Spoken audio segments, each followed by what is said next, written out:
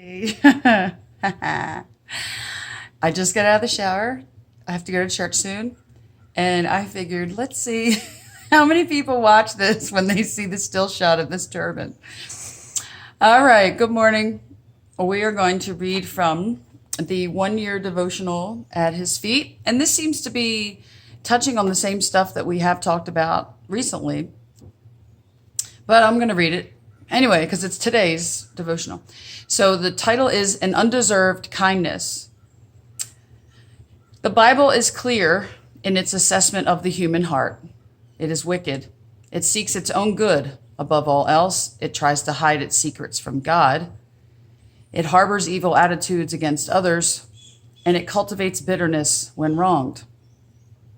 Most of all, it does not worship God unless His Spirit enables it.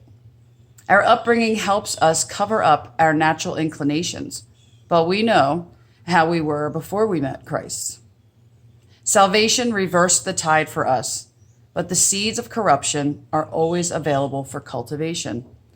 While we all have evil in our hearts by nature as sinful human beings, there are those in this world who do an exceptional job of displaying it.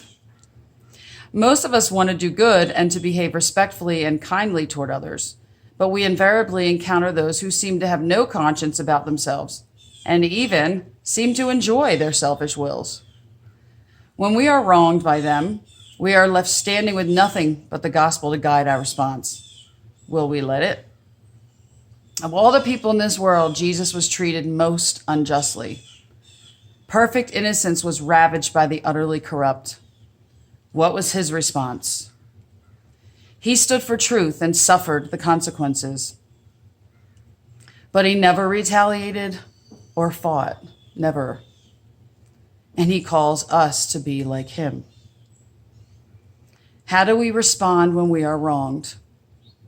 Are we appalled at the evil in others' hearts? We can't afford to be. The same seeds are within us. Do we retaliate in like manner? We violate the command of Jesus if we do, and we sink to their level. Do we seethe with resentment toward them? Again, we disobey Jesus if we do, and our attitude harms only ourselves. What then is the appropriate response? Jesus tells us to love our enemies, even to do good to them and lend to them. Wow, that's hard. Ooh. How this grates on our old nature and attacks our pride. But this is exactly what he did with us. And his heart's desire is for us to be like him. Will we? See your injustices as a chance to prove his gospel. Be kind to the ungrateful and wicked. Luke 6, verse 35 says, he is kind to the ungrateful and wicked. Oh, holy moly. Okay, well, I'll give you an example of what I did one year. I was going to a church back in New York years and years ago. There was a woman in the church that I did not like at all. And I decided to bless her and give her money for a mission trip. And she was like, really? I said, yeah, here you go.